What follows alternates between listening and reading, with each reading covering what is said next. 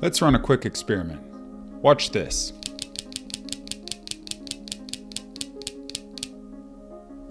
Okay, now answer this. Is the population of Australia greater or less than 62 million? Now, take a guess. What do you think the actual population of Australia is?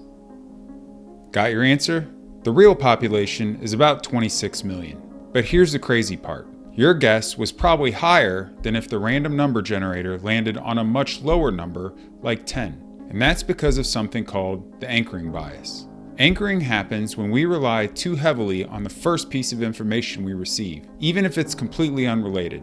That random number had nothing to do with Australia's population, yet it likely influenced your guess. This effect was demonstrated in a famous study by psychologists Amos Tversky and Daniel Kahneman, in which participants spun a wheel rigged to land on either 10 or 65. Then were asked to estimate the percentage of African nations in the UN. Those who saw 65 gave much higher estimates than those who saw 10, even though the number was random. This happens all the time in business negotiations and everyday decisions. Imagine you're negotiating a new job offer. The employer starts by saying, the typical range for this role is $55,000 to $65,000. Now, no matter what salary you had in mind, this range anchors you to think within these limits, even if the market rate is actually higher. Retailers use anchoring all the time. Have you ever seen a price tag that says originally $499, now only $199? That first number makes $199 seem like a steal, even if the actual value of the product is much lower.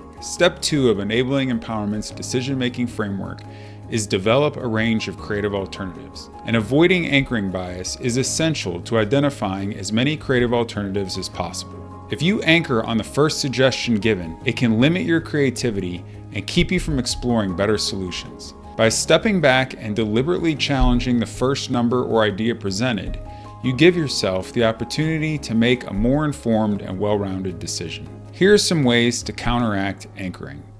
1. Brainstorm independently first. When brainstorming in a group, have people write down their suggestions before saying them out loud. This prevents the team from anchoring on the first idea shared. 2. Do your research first. Before seeing any numbers, gather independent data so you aren't influenced by the first figure you hear. 3. Set your own anchor. In negotiations, establish your own target range before discussing numbers with the other party. 4. Consider the opposite. If a number feels like an anchor, force yourself to think in the opposite direction. If the anchor is high, consider what would happen if it were much lower, and vice versa. 5. Delay your judgment. If someone gives you an initial figure, take a moment before responding. Give yourself time to think critically. And last, challenge the first number. Ask yourself, where did this number come from? Is it based on real data or just an arbitrary anchor? Anchoring is one of the most powerful and subtle biases in decision making. It shapes our choices in ways we don't even realize. Before making your next big decision, ask yourself, am I thinking critically or am I just reacting to the first number I heard? The difference could save you money, improve negotiations, and help you make better business decisions.